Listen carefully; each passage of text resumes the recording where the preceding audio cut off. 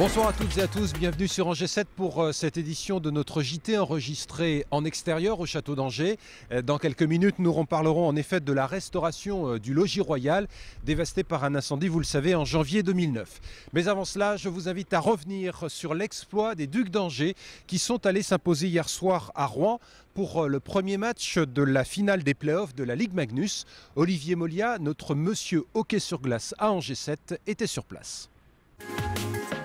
3 longues années. Cela faisait en effet 3 ans que les Ducs d'Angers n'avaient pas réussi à s'imposer à Rouen.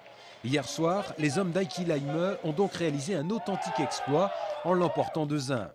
Dès le début de la rencontre, les Angevins trouvent le bon tempo et réussissent à ouvrir le score par l'intermédiaire de Julien Albert. Les 2700 supporters rouennais présents hier soir ne vont pourtant pas trop attendre l'égalisation de leur équipe favorite. 5 minutes plus tard, c'est en effet Tardif qui remet les deux équipes à égalité. Tout est donc à refaire pour les Ducs qui vont devoir laisser passer l'orage en s'appuyant notamment sur un Peter Aubry des grands soirs. Dès l'entame de la seconde période, les Angevins vont se montrer opportunistes par l'intermédiaire de Laurie Laessalu qui redonne l'avantage aux visiteurs. Malgré une pression rouennaise on ne peut plus logique, le score en restera là et les Angevins s'imposent donc 2-1. Je pense qu'ils nous ont peut-être pris un peu de haut ce soir. Nous, on est venus là dans le rythme de Briançon. Je pense que ça a mis un froid sur l'île Lacroix. La réussite à sourire à Angers ce soir en marquant 2 buts, on va dire chanceux pour moi. Maintenant, c'est l'équipe qui en a le plus voulu ce soir qui l'emporte. Et c'est la leçon qu'il faut tirer ce soir. On a bien joué la dernière série, c'est fini. On a bien joué ce soir, c'est fini. Et, on commence à penser à demain.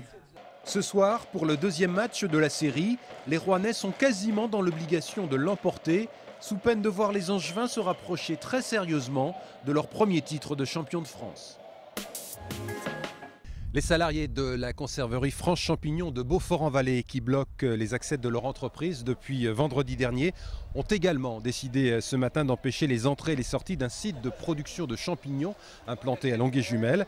Je vous rappelle que la conserverie de Beaufort-en-Vallée doit fermer en octobre 2011, ce qui va entraîner la suppression de 150 postes. Un comité d'entreprise doit d'ailleurs se dérouler sur place demain jeudi. L'intersyndicale FO-CGT réclame 50 000 € pour le départ de chaque salarié. Le circuit de la Sarthe a fait escale ce mercredi à Angers. Ce matin, l'arrivée d'une première demi-étape était jugée face au Théâtre du Quai avant d'enchaîner cet après-midi avec une épreuve contre la montre. Nicolas Didel revient pour nous sur les événements de cette journée.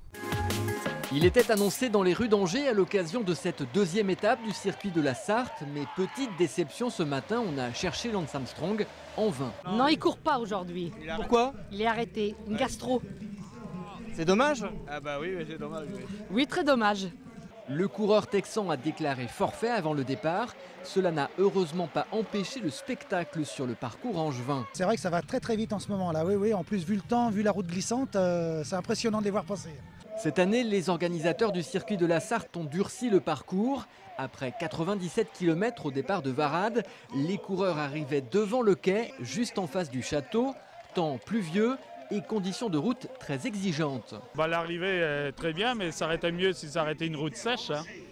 Mais là, ils ont un avant-goût de Paris-Roubaix, ils sont sur les pavés. Sur les pavés du quai, l'arrivée s'est jugée au sprint. Victoire d'un coureur d'AG2R, Anthony Ravard, déjà 3e la veille à Varade, devant Sylvain Chavanel. C'est un gars du coin, puisqu'il habite le Maine-et-Loire. C'était dangereux le circuit final quand même, mais ça frottait beaucoup dans la route Chavanel. Et moi je me suis imposé, j'ai dit j'ai le maillot vert et tout, et nickel chrome.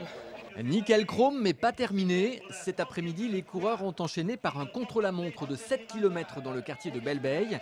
Victoire du Portugais Machado de l'équipe Radio Shack. L'Espagnol Luis León Sanchez de la Caisse d'épargne conserve son maillot jaune. Angers Nautique Aviron a accueilli ce mercredi le championnat académique d'Aviron. 200 élèves venant de 8 établissements ont participé à différentes régates sur la Maine. Cette compétition regroupait des collégiens et des lycéens. Les meilleurs rameurs se sont qualifiés pour les championnats de France de la spécialité qui se dérouleront à Mâcon en mai prochain. Allez, nous concluons maintenant cette édition en compagnie d'Isabelle Lemel, présidente du Centre des Monuments Nationaux. Bonsoir. Bonsoir. Vous êtes à Angers en cette fin d'après-midi pour présenter le programme des travaux de restauration du logis royal du château qui, les Angevins le savent, a été sérieusement endommagé par un incendie. C'était en janvier 2009. Quels ont été les choix décidé pour la restauration de ce bâtiment? Donc on a fait le choix très clair de restaurer le logis royal qui, avec la chapelle, témoigne des constructions faites du XIVe et du XVe siècle. Et non seulement de le restaurer, mais d'en profiter pour le rendre accessible aux personnes à mobilité réduite et pour faire une scénographie qui très clairement parle de la dynastie d'Anjou. Alors quel est le calendrier prévu pour cette restauration?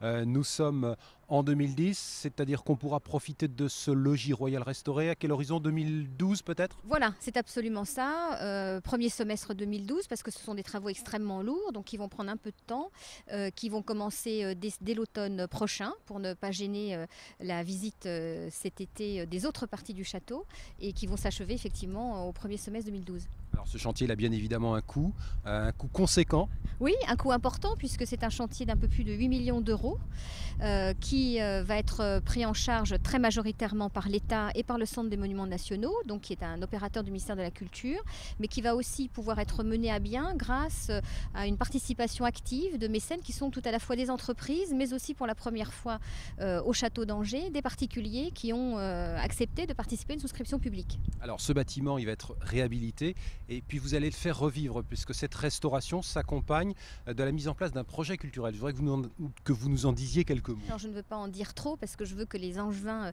aient le plaisir de la découverte, mais qui vont très clairement présenter cette partie de l'histoire avec beaucoup de médiation culturelle, à la fois par des présentations d'œuvres, mais aussi par les moyens d'aujourd'hui, donc par des moyens audiovisuels et numériques. Merci pour tous ces éléments, Isabelle Lemel.